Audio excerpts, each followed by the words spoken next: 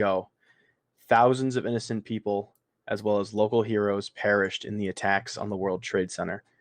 Whether or not you believe the commission report or the conspiracy theories, there was more than an abhorrent amount of innocent blood spilled, to which we can still feel the echoes of today.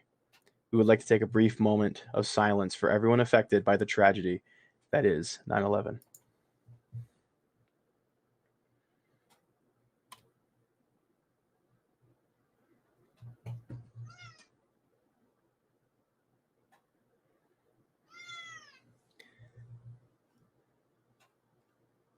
Thank you. Welcome one, welcome all to this episode of the Political Zoo.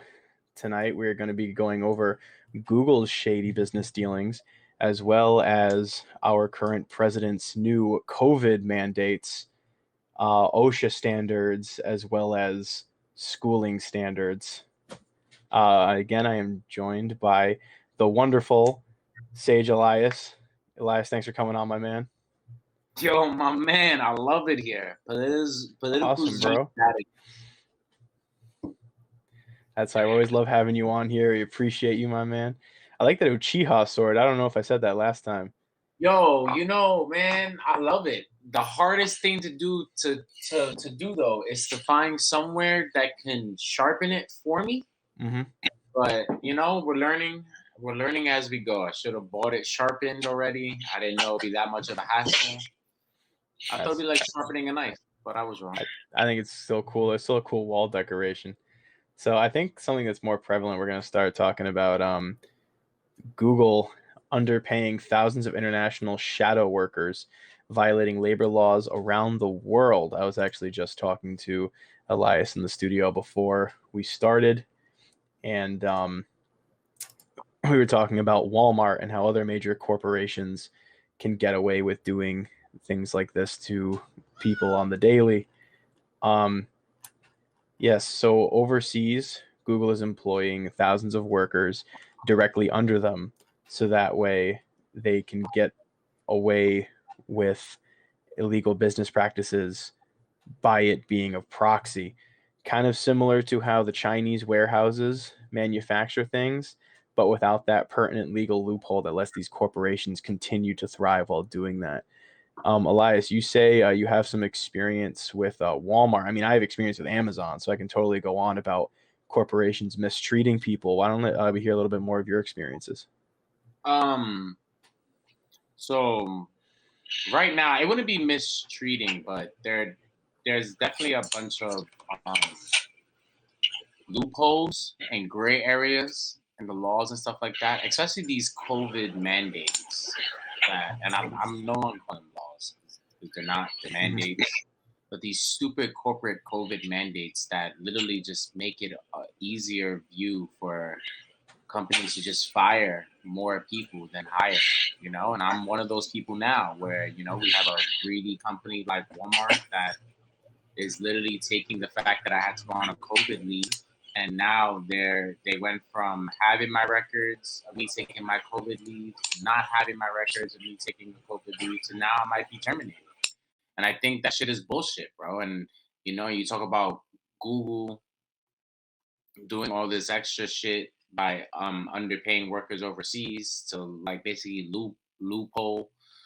And I think that shit is like right now we're literally seeing like a big giant, and I'm not gonna say it's just because of the Democrats, because it's really like Republican side helps the rich and famous too keep all their money, but it's just like we're seeing more now of the light of how these companies and how corporate America stays afloat, and it's just dirty and it's fucked up. While we have small companies and small businesses literally trying tooth and nail, putting their sweat, tears, their kids, their lives into something, and they don't even have half of the help or half of the loopholes that you get once you reach a certain big baller bracket, So I think that's pretty bullshit.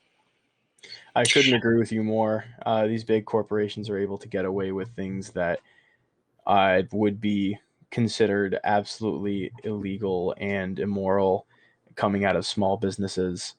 Things like like overworking people, limiting bathroom usage. Um, it's really difficult to legislate how we can kind of clip the wings of these big corporations. It's not as easy as just taxing the 1% or putting in new stricter guidelines because these affect the small businesses as well.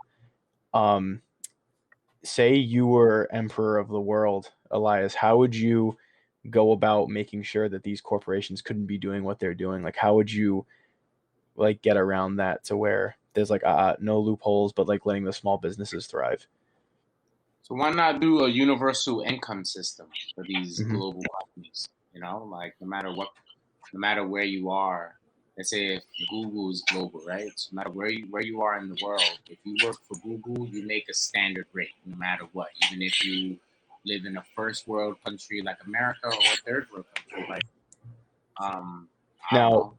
would that be Yeah. equal in value to the currency that the country is home to, or would it just be like, say you would make $18 an hour, would you make 18 yen an hour, or would it transfer to what the rate of the country of origin is?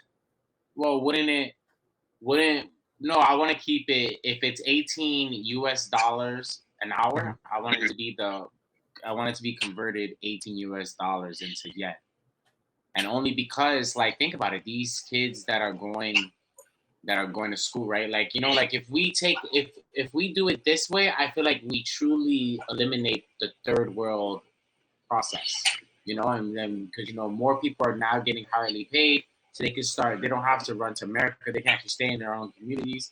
Hey, I actually make a lot of money doing Google and stuff like that. So yeah, at first a bunch of people are going to be rich in Peru and a bunch of people are going to be rich in DR, but after they go from a third world to a first world, then they're going to be like regular all of us. They're not really rich, they're just rich in their countries, which is great because they need to inflate, the economy needs to go up.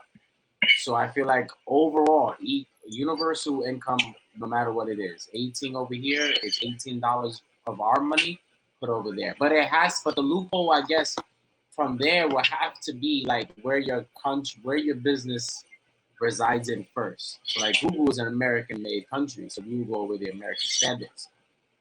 Let's say Sony. Sony's a Japanese company, so we will have to go with whatever Japan's um, economy system is.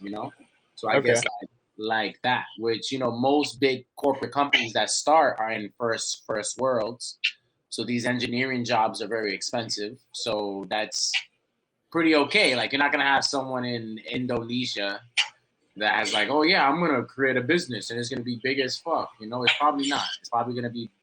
It's gonna be. I was going to say that this sounds like it would directly benefit high GDP countries, but smaller countries wouldn't be able to get on the map, especially in Japan, where like they kind of have to go around with our American standards, excuse me. But over there they might have different minimum wage stuff, and this might upset a lot of other economies.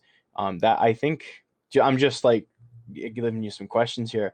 Wouldn't that make the prices of goods universally go up because of that? Because now that you're working in a Chinese warehouse, instead of making like $2 a day in their facilities making like shoes and toys, now you have to be paid the same amount as a factory worker in the United States, along with benefits. There's probably going to be unions. Well, knowing China, they're going to throw those people in prison, but there's going to be an up change in that, and that's what's going to upset the economy. That's why we outsource a lot of our stuff to China, is it makes goods cheaper over here, so that because it costs a lot less overseas to make them. What would you have to say to that? Would you be I would a fan of price capping, or are you looking for another solution? I would say like the whole. I really think that in the technological era that we're in, Hmm. mankind as a whole doing things such as like manual labor as like working in factories and being a cog, not like like I guess maybe construction, but construction is more different. But like these cog like jobs shouldn't be made for humans. I always say that all the time, and I think that this plan will definitely make that a big problem.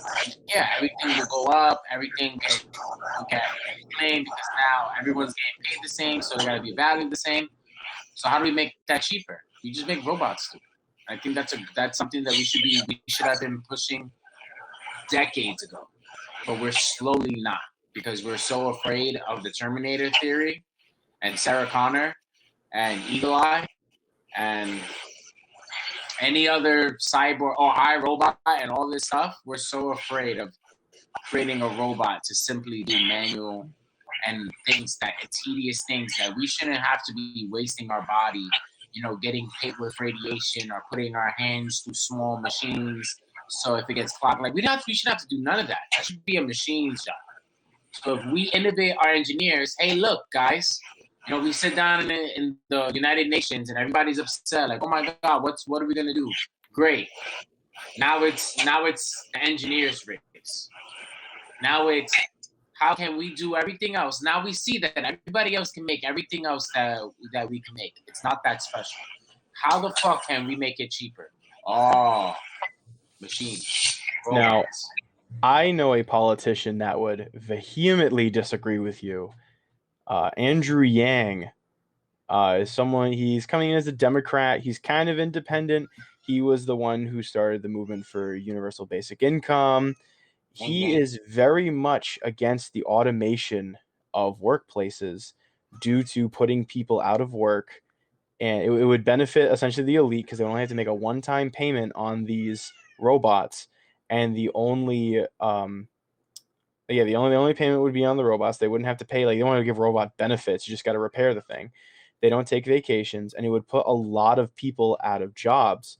If you do that in a worldwide effect, you're going to have a lot of people, especially in China, especially in Taiwan, and areas like that where the main work is factory work, out of a job, and people not being able to afford food and other basic necessities of life. If I agree with you that, yes, we should be putting more automation in more dangerous areas, but how would you counteract the argument of, I can't work because the robots took all of our damn jobs? All right, let's take this back, right? And It's going to sound really funny, but it can be as funny as you want it to be. Yeah, funnier. But I hope everybody just meets me at the end of this tunnel while I say this crazy thing. Let's take it all the way back to the time of the cavemen, right? The cavemen were bringing big ass luggages of things on their back, traveling from place to place, and doing all that, right? Now, let's take it back a little bit forward to when they realized, hey, I can strap I can make a wagon. And then, okay, great, we're still hugging. And then they're like, hey, look, I can now just make a wagon. I can attach this wagon to a horse. Now I don't have to hire people to carry me. I don't have to hire people to carry all my things. Because now I have a horse. It's a one-time payment of a horse. It'll make it move. And we're going to keep on going and keep on progressing. Right? Now, what if at that time some cavemen were like, well, what about all the jobs of all the carriers? What are they going to do? Oh, I don't know. And then they started thinking, well, let's do something else. And they started doing agriculture. And they started creating more hunters, started creating more tools. You see, and it's a simple philosophy of the sense, like, yeah, we're going to lose a lot of meaningless jobs, a bunch of people pressing buttons that is easy as shit and do all this stuff. But at the same time, we're opening a possibility that people don't have to be trapped in this small ass bubble where you can spend all your life working as a factory man. Now we can change the school systems where it's on a factory grading process because you don't need to work in that factory.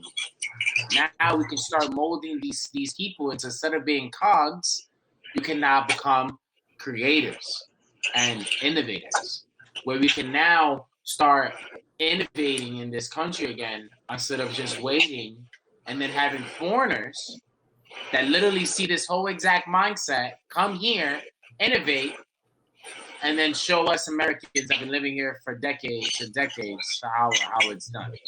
So I would say my counteract will be we're going to keep going its pace and we're going to let mankind evolve as it's always been since when we figured out about the wheel, since when we figured out about the stone that can make a knife, since we figured out everything. It's just what we do. We sit here and worry about the little bit of millions of jobs that we're going to hold, that we're going to throw away for the price of probably millions and trillions of more opportunity, more brighter kids, more better living, you know? Now people are not, now people are not wasting, like even Amazon people. How many picks you guys had to do a day in the Amazon factory? You guys had to ship out at a day. How many boxes you guys had to ship out a day? Probably like Oh, it wasn't. I didn't keep count, but it would usually be over 1,000 if you were working hard. Look at that. Look how crazy. Look, and how much did it drive you fucking insane? How much did you go home and just think, yo, if I become a serial killer, it'll be okay? I definitely understand the reference, and I'm just saying, like, going home and feeling that way. We're not meant to just do endless, tedious work, Like, it's different when a blacksmith does tedious work to create something than when a man that works a 9 to 5 at a factory and does tedious work to come home for a fraction of what he actually made, Okay. And it's all that, opening all those doors, and again, I know the people are going to hate me. I know the people will be like, oh my God, that's so dumb and stupid. You don't make any sense. That's a pipe dream. You're so naive. But it could be naive. Or if enough people start just doing it and let's just see what the fuck happens. And so you're saying that we should, while we're evolving in the technological aspect of automation in our workplaces, we should be evolving as well in education into teaching new skills. I'm just trying to wrap my head around what jobs would you think be more prevalent. So say we decide to just the entire menial workforce that's just like factory workers and everything, that like all the blue collar work, I shouldn't call it menial, blue collar work, is all replaced with automation.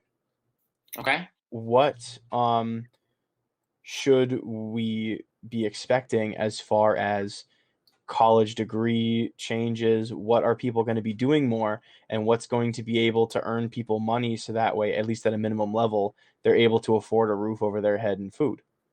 Well, now we can start teaching kids at a younger age robotics. I don't know if anybody had that in their middle school or elementary school. I had a robotics. I think I even had that in my high school. I had a robotics class where we learned. We had it, but it was optional. Oh, yeah, ours was optional.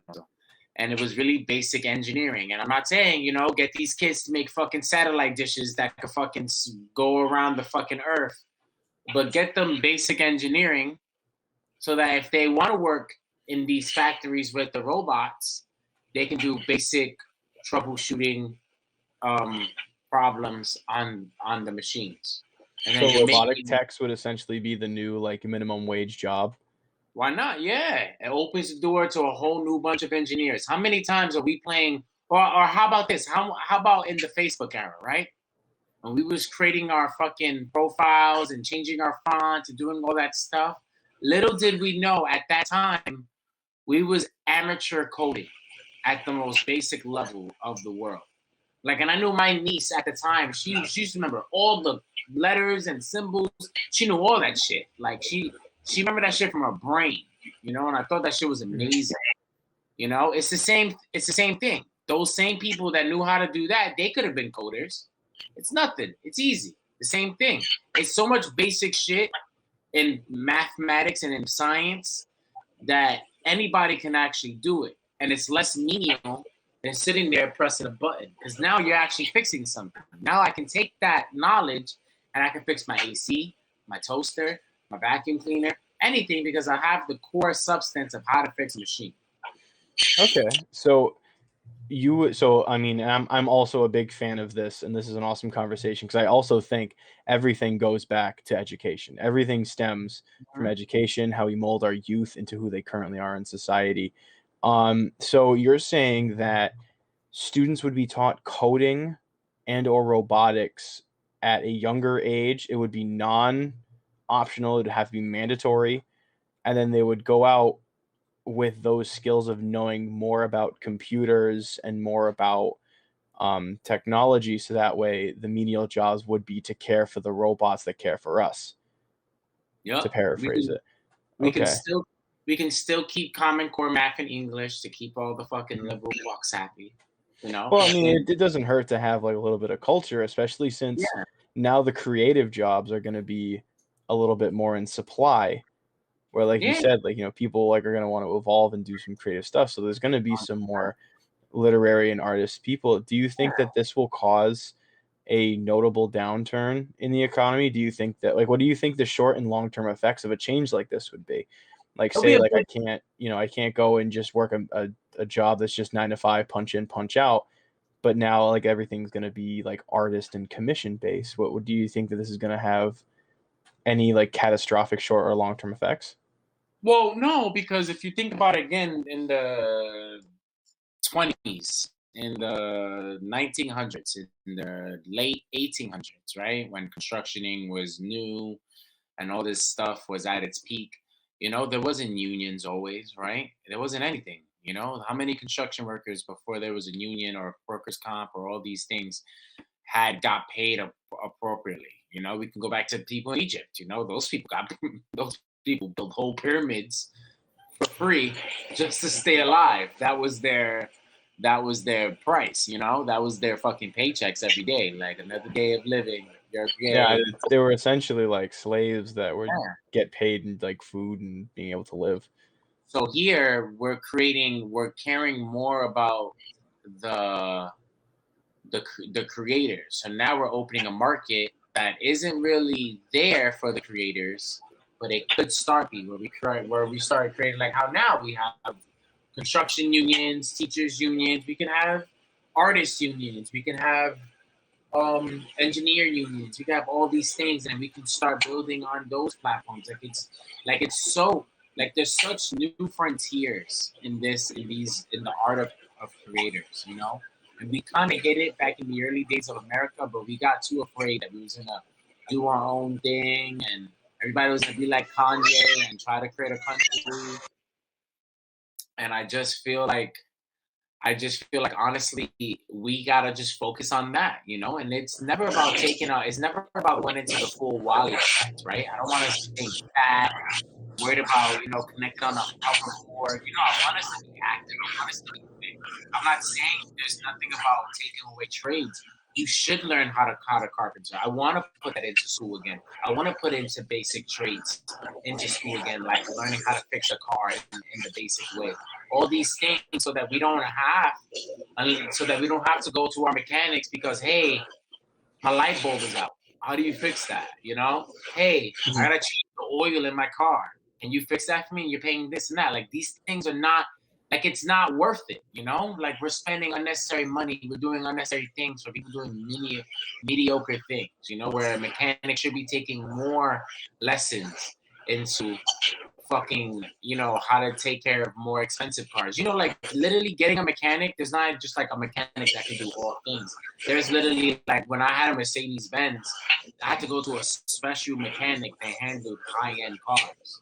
I couldn't just go to Moe's mechanic shop.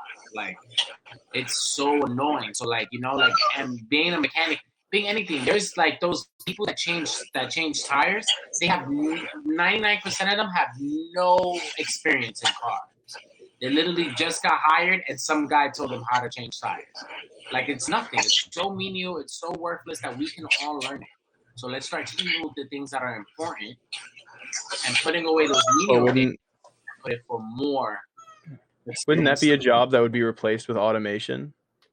Like changing tires, changing Yeah, minor car things. So then why would 100%. we Yes, then why would we need to teach that in our schools?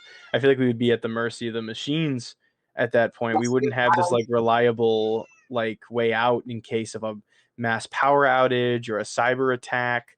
Like we would be screwed if we were a little too dependent on these machines. See, I never want us to be dependent on the machines fully. I want us to have the machines there, like how we have gas stations and corner stores.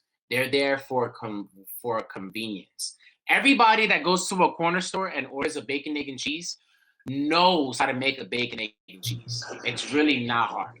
And you literally can go, you can buy a roll at the supermarket, and you can make it. But we go to have someone else make it for the convenience. Teaching people how to make a tire, how to put on a tire, teach people how to build a house or how to nail something isn't teaching them because it's like, oh, we're against the machine. It's like, because what if you're in a place that doesn't have machines? You have to know how to survive on your own. But while you're in our civilization, we want you to relax. We want you to know that all these things that you learn, you don't have to do it with us, because that's the price of living in our city. We give you the convenience. That's the price of living in our world. Like, it's such a way how to do it where, like, we can manage we're not controlled by the machine. We're not controlled, like, Sarah Connor is in danger. Like, there's so many gaps, where we go. It's talking about a machine doing simple things. I'm not talking about a machine like having a fucking sentient brain and like making decisions and doing all this crazy.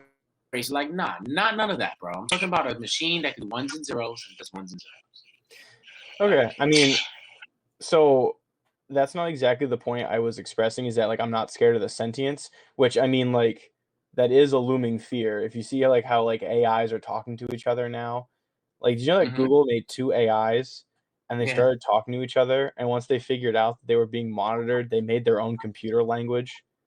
Yeah. So they could talk privately. So, like, that definitely is a solid live threat. But also, like, what I was saying is we would become too dependent on these machines to the point where, in case of some kind of EMP or a cyber attack from an enemy country or something, to where it disables our use of our automation, we would essentially be crippled and not be able to do anything else. Or say we hire back all those factory jobs to reinvigorate the production thing, and then we get all of our machines back. Are we going to fire everybody? Are all these people going to go back to whatever? What are these people? Are we going to get people to do that if everyone has a creative job that also pays? I feel like if we have too much of a reliance on technology and new automation, we won't be able to move forward if something happens where we collapse. I feel like it's kind of a rickety step ladder. Yeah, we'll get a little bit higher, but I feel like we're going to fall at some point. So, right now, how do you stop an EMP? You don't. That's the thing. Like, you don't know an EMP is happening until an EMP is happening, and that's usually out of, like, a really large explosion. Typically, nuclear starts an EMP. Yeah, right. So we don't really test it, right? We don't like to, because we know like an EMP is like a nuke. It's a final Yeah, resort. it's also rare, but just throwing it in the last, like, biggest case scenario, cyber attack is also a really big thing to think about. Cyber attacks are insanely dangerous. 100%. And I'm definitely not saying like it's not saying like it's small, but I'm just saying like these are things that, because it's at a small margin, we don't think about it as much. And it's because why we don't have so much innovation on it. I tend to think, of all those, again, we go back and we think about the bow and arrow. For the longest time, the bow and arrow was the most deadliest weapon. It was the nuke for like fucking civilizations. Until somebody realized, yo, do you know that we can make armor and it could literally prevent us from dying? And it was like, so I feel like, again, these things could happen. Yes. And I'm again, this is why I should never be world leader or president, because I'm all about rolling the dice. Never take me to Vegas, because I'm always going to go. If we got it, we got it. It's our anime, we're going to go. But I'm always willing to push the human innovation button as much as I want, because as much as we've seen, whenever we put a civilization or a person or a society or anything to a corner of brink of something, magical things happen. We split atoms. We see what's inside that atom. We figure out, we figure out cures. We figure out diseases. We figure out new viruses. We figure out how to make a tunnel going from one side of the earth to the other side of the earth, just to see if protons are actually bending as they're moving. You know, like we do so many things once we're pushed to that corner and that break. And I'm all about that. You know, do I am I welcoming cyber attacks? I'm not really welcoming it, but at the same time, I'm not afraid of no smoke. And if we're gonna be about this cyber life, then we should be on point of the most high tech cybersecurity. And if that shifts from being America to someone else being the most strongest country in the world, then let it be. Let us innovate to get back on top. Let us grind again. You know, not just be happy and do a little bit of work and live on the comfy side.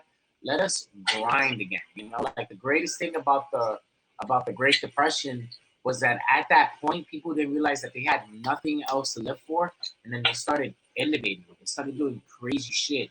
One of the greatest inventions out of the Great Depression was fucking Monopoly. Like these people made a whack ass board game with poor ass objects to try to make money to sell the corporate America as a thing, and it makes billions of dollars now. Innovation works 100%. And I put all my money on innovation at the end of the day. Okay, so yeah, I can see that the human spirit will definitely continue on, and I could definitely see innovation, but I feel as though that would take a lot of time. And I feel like the people that would do it first would make more money than anybody else who could possibly come behind them. On cyber attacks can do a lot more damage, especially when we become more reliable on machines. Cyber attacks are capable of doing insane physical damage. The largest non nuclear explosion of all time was the result of a cyber attack on the USSR. So if you can hijack steam pumps, you can hack into water pressure gauges, you can hack into, as long as a computer controls it, it is now at the subject of a cyber attack. And that in itself makes it extremely dangerous. So relying on more of these machines that could be more susceptible to these cyber attacks would definitely not rub a lot of people the right way and instill this kind of general fear of what if Kim Jong Un's cyber guy comes up with a virus that can finally take down America. All you need to do is get the right keystrokes and we're down. It puts us kind of in this house of cards that would make it so all this technology we're used to is gone, and then we wouldn't have the skills of the people who want to work that, and then our not minimalist, our base level of infrastructure would not be manned and added with production. We're kind of seeing that right now with COVID. Once people were able to go back to work, people aren't going back to these low level entry level jobs. And I understand these jobs should be paying more and should have benefits. I'm not saying that it's, all these people are lazy and just don't want to work. No, like there are some people that don't, but there are also a lot of these jobs aren't paying what they should. They aren't offering what they should. So I understand that things need to change, but I feel like fully automating the low level jobs and then essentially you thinking of all the low level jobs are occupied by machines and getting boosted up. That way everyone's going to be boosted to a higher level. I don't think that's how it's going to work. And I feel like people who don't want to apply themselves and don't like essentially want to take like years of schooling in order to develop a specific skill are going to be left behind, kind of like a really accelerated form of natural selection, which isn't the whole point of a first world country with a booming economy like this, to make sure everyone can work at least at a low level.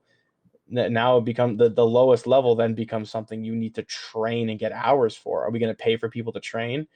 Is it going to cost money to train? There's a lot of variables that go into this that I feel as though need to be addressed before we have this transition of a generation toward all low level, entry level, blue collar jobs being automated by machines.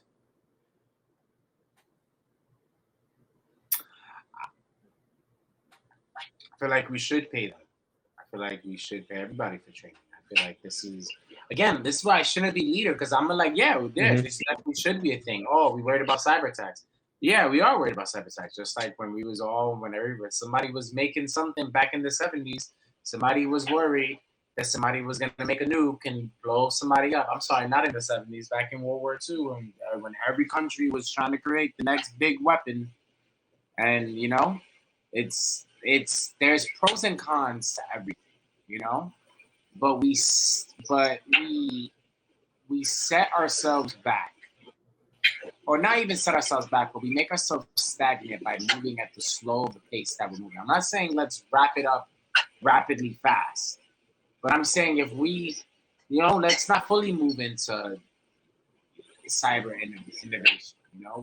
While machines are still doing stuff like that, we have backup systems that are also running, and all that are mandated by man. And if things happen and go into place, we have protocols where trained operatives or trained people will come in and learn how to do that. Just like how we have a fire guard in every building, everybody, in every big giant building, and I assume everywhere, is a fire guard trainer, because someone has to be fire guard trained, because they didn't want a firefighter in every fucking building, in every fucking place, to be stationed there. So they say, hey, look, let's pay someone, let's charge someone $250. They take this little fire guard exam.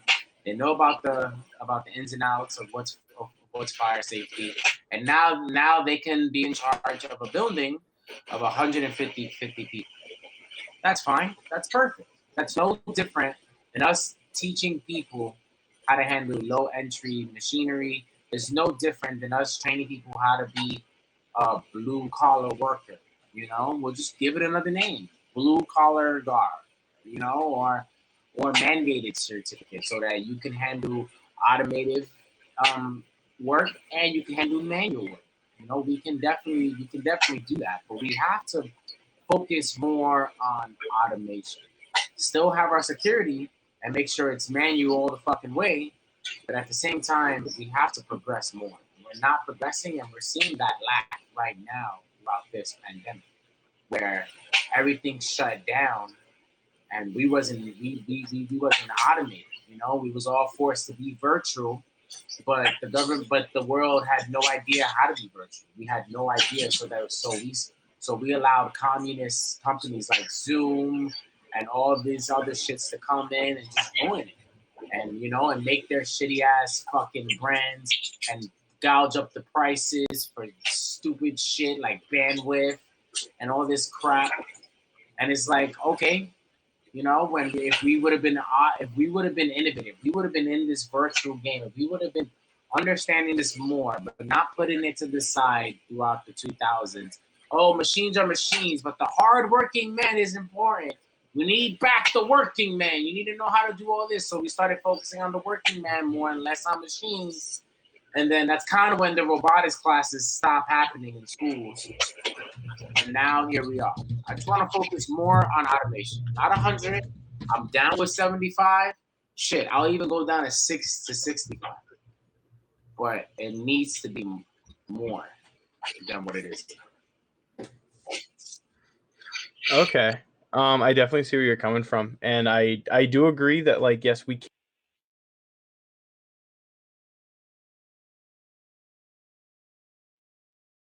My cat muted my microphone.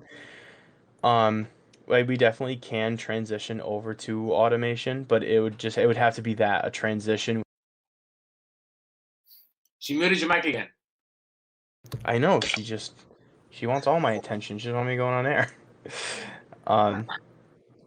It would definitely have to be a transition. We would have to get people to be on board to go through with, changing their job possibly, or editing their job, so that way it can conform to these like blue collar guards and things like that. So that way we can get as much production as we possibly can. There definitely needs to be some laws to make sure people don't exploit it and loophole it, because like there are going to be people who are going to exploit the crap out of it, and like say we need to have like this many people per automation, and there are definitely people going to fudge numbers, and there would definitely have to be some new auditing team, but it would be a different can of worms. But it might be better than what we have right now. It seems like my guest, Mr. Elias, agrees that. 100%. everything takes time. Rome wasn't built in a day. I would never, That's right. as a world leader, would just sit here and go, all right, starting tomorrow, we're all gonna have robots come do our thing.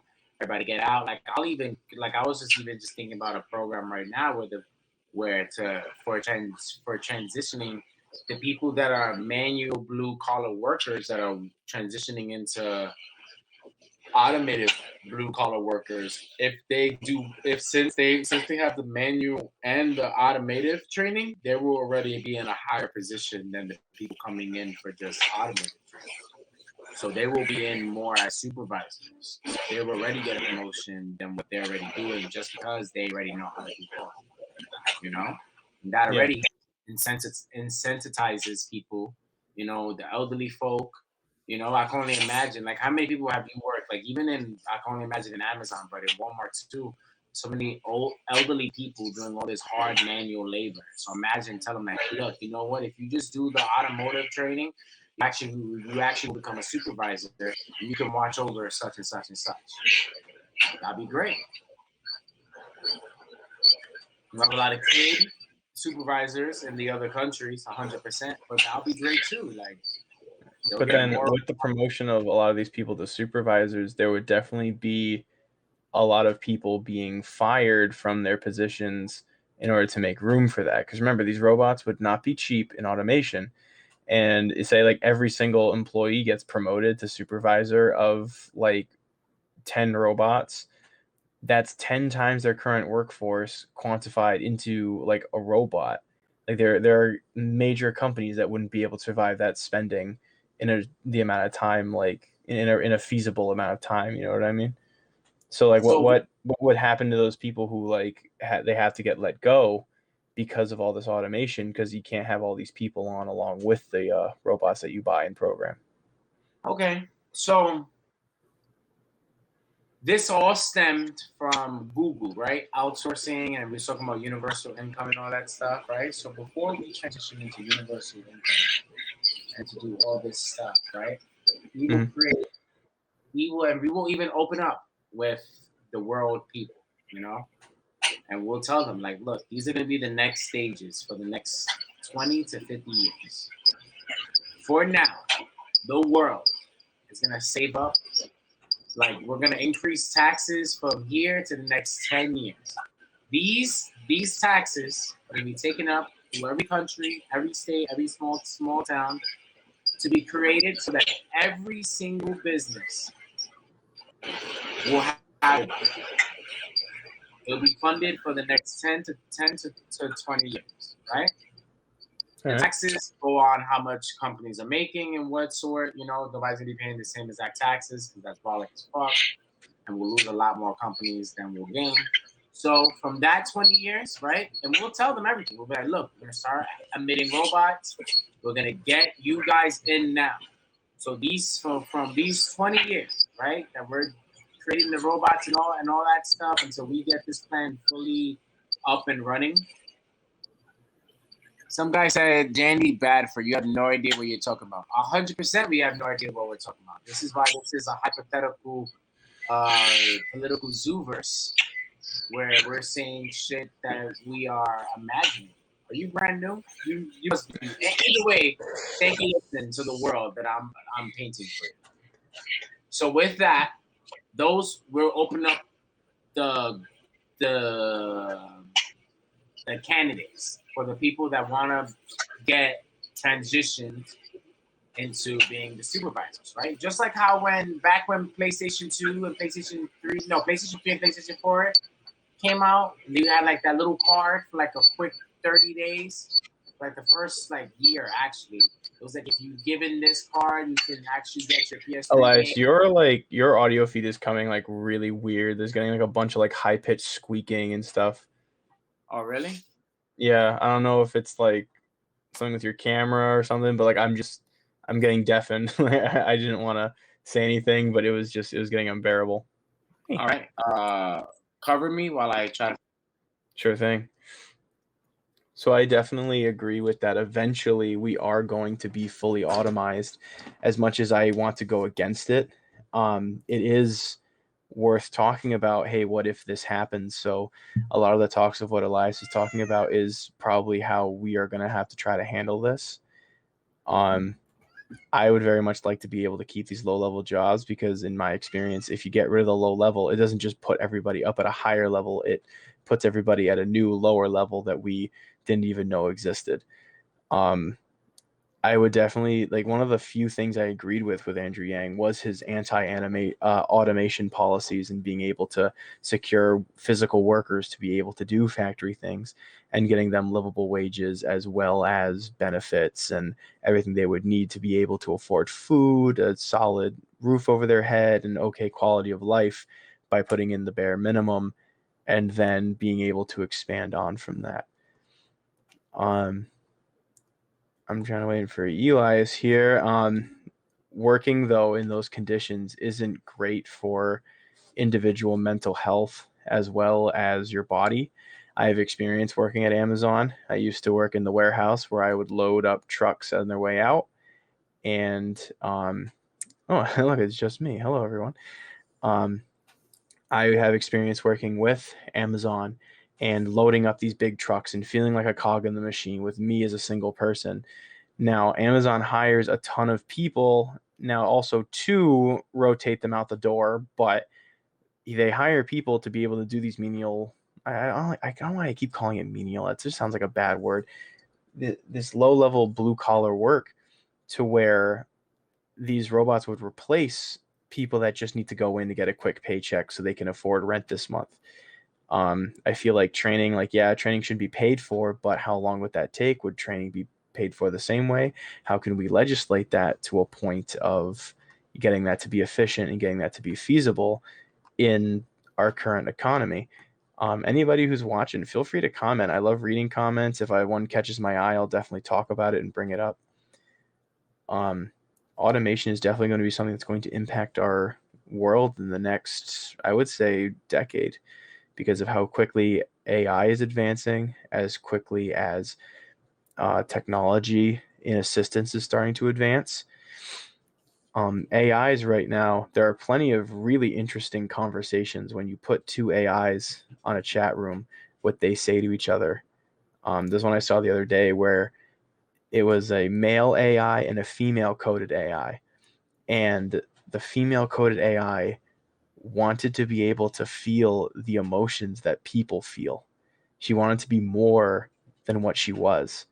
And the male coded AI was saying that she was perfect the way she is, and that he didn't want her to become more than computer, because then they couldn't operate on the same level.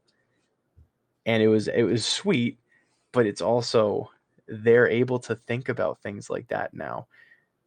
When is it until automation goes forward? This actually, so say we have full walk-in, talk-in AI automatons that are now, asking for equal rights and all that fun stuff. Are they going to be considered automation? Are these laws of automation now that we put in going to be discriminatory against people of metal? What would be the politically correct term for an automaton, for an android? There would definitely be a new version of racism and prejudice toward them, because they're different and doing things better than a human ever could. Would that end up putting people into harsher poverty, or would it lift us all up into where the absolute minimum is the higher mundane? It's definitely a question worth thinking about. In my personal opinion, I feel as though we shouldn't be mixing robots with people in the workplace. Only of times of intense labor or intense thinking and computing power, like jobs at NASA, like jobs at Extreme Logistics, should we be using androids to assist people.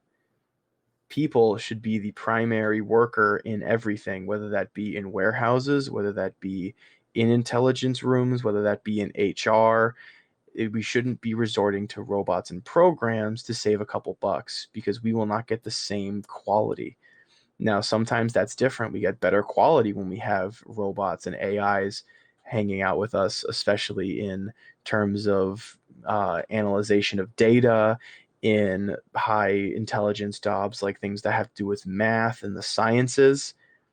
but we can't be integrating technology with low-level factory jobs, warehouse jobs, security jobs. Like, I mean, like low-level security jobs, like people on the ground, because these robots are definitely going to have adverse effects on the economy and the people who are working on them. Just thinking about that now, robots with security. Now, my day job is a security guard. Yes, I do in fact